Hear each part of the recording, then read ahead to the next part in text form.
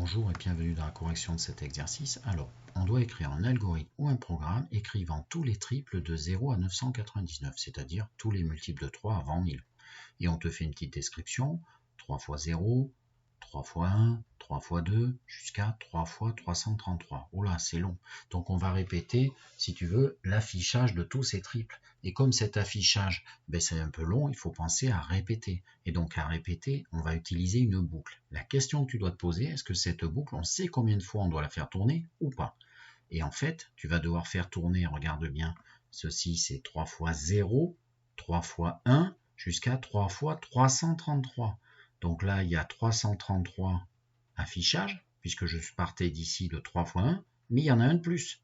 Il y a 334. Donc, tu as pile 334 affichages à faire. Donc, comme on connaît le nombre de fois, on va faire une boucle pour. Et donc, on va partir, je te le propose, on va partir sur Trinket. Et en fait, la transcription de ce que je vais écrire en Python, si tu le faisais en français, eh bien, c'est ton algorithme. D'accord? Allez, c'est parti, on part sur Trinket. Donc, on veut tous les triples inférieurs à 1000.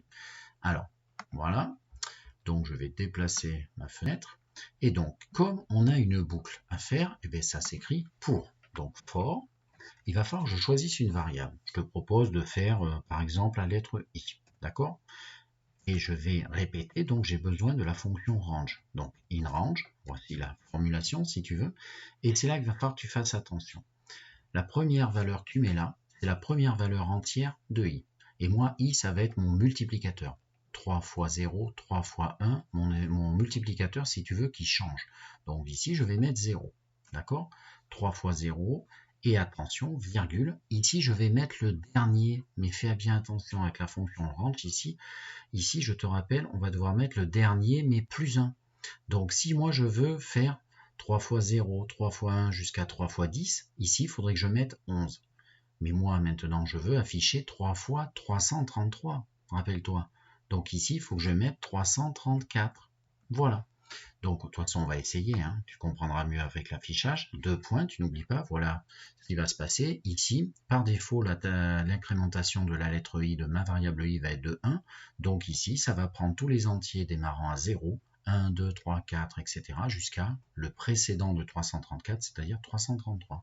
Et du coup, je vais faire afficher print. Si tu es cohérent, je vais faire afficher le triple de 3 fois i. Parce que du coup, au premier passage, i fait 0, ça va faire afficher 3 fois 0, 0. Passage suivant, i est devenu 1, 3 fois 1, etc. jusqu'à 3 fois 333. Allez, c'est parti. On fait afficher ça en haut. Regarde bien, j'envoie sur la flèche de lecture.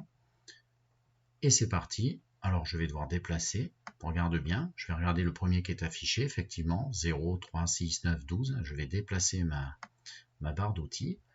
Et donc, tu peux voir qu'effectivement, ça commence à afficher les premiers multiples de 3. Et logiquement, il faut que je vérifie le dernier. Le dernier, c'est 999. Regarde, erreur que tu aurais pu commettre, c'est ici mettre 333. Erreur classique des élèves, ils ne font pas attention. Donc, si tu as compris ce que je viens de te dire, je vais effacer à droite. Eh bien, je vais relancer le programme. Bien sûr, il fonctionne très bien. Mais je vais aller quand même vérifier qu'à la fin, regarde bien à la fin, malheureusement, il s'est arrêté à 996. Parce qu'ici, si tu regardes bien mon laser, eh bien la dernière valeur de i qui a été utilisée, c'est pas 333, c'est 332, et quand je le triple, ça fait 996. Voilà ce qui clôture cet exercice. Au revoir.